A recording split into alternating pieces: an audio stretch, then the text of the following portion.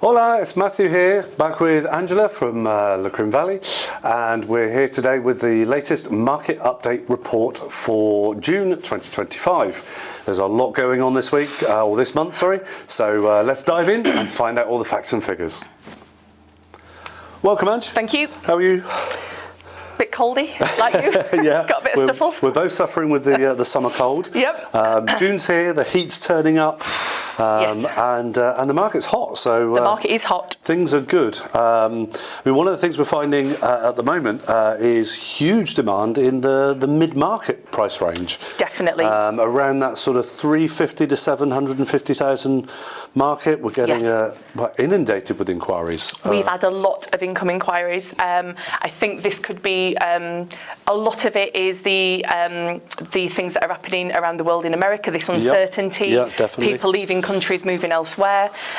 We said a couple of months ago we'd seen a big boost in American buyers. That's continuing to grow, and also buyers from Eastern European countries that are also wanting to invest in that market in that price range. Yeah, we're seeing a huge increase in that, which is interesting with the American market because the dollar's actually been quite weak against the euro.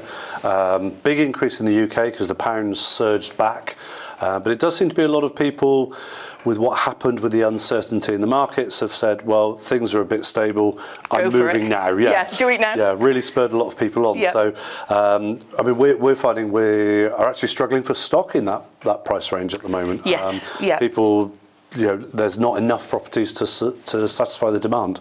No, and sellers, and again, because sellers are thinking from their point of view, oh, it's a little bit unstable, shall I, shan't I? But it's the best thing to do now. Things are in a good state, so if you're wanting to sell, do it now and don't start waiting. Great time to sell in that price range, definitely.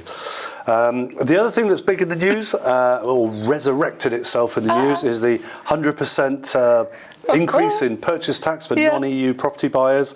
For those at home, we will do a separate video with all of the details on this because it's not quite as straightforward as it looks. Although we're seeing, there's a lot of exemptions to that as well.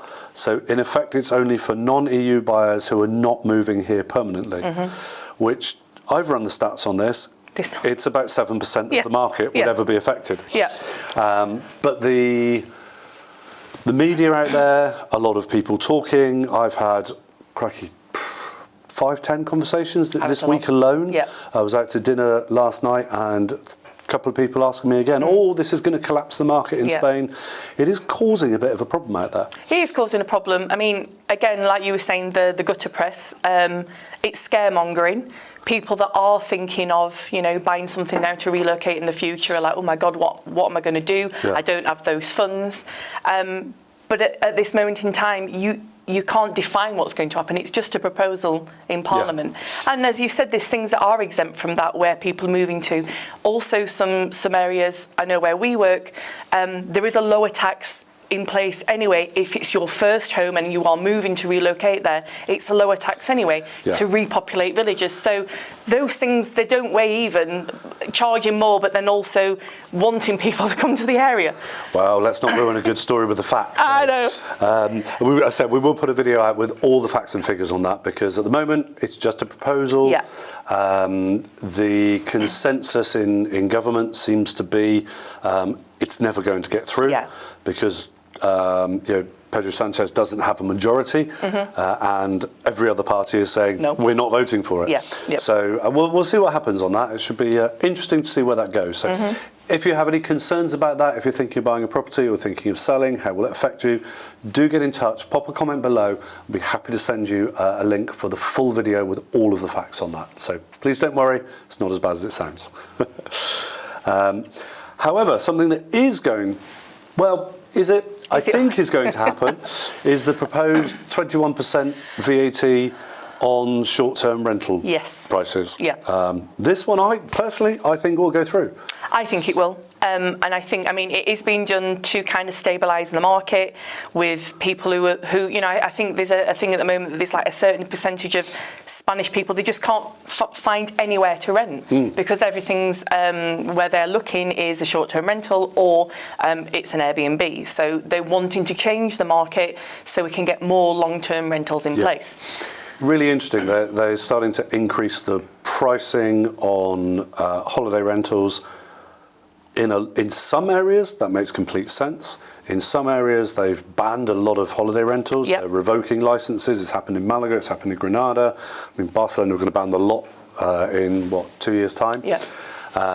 But in reality, when I'm speaking to people who've got properties that they could rent long term, they're just scared of occupiers. Yeah, they don't want to do it. Yeah. They don't want to do it. Yeah. It's if someone moves into the property on day one, stops paying rent, that's it. It can take you 5 years to get them out. So, realistically, is it going to have any impact on freeing up properties for the long-term rental market?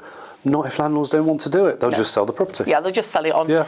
And I think also, I mean, we live in the country, we live in the areas where we sell the houses. You can see the types of things that are happening there. And I also think, I mean, personally, from my view, more needs to be put in for infrastructure in villages. Mm-hmm. And it ought to be local councils talking with the community saying, hey, there's a few abandoned houses here. What can we do to get those elevated and ready for market to sell or to rent? It's scary, the amount of properties that wouldn't take too much to make them habitable and rent them out, but there's no proposals for how to do that. Just we'll stick some extra tax on holiday rentals. Yeah.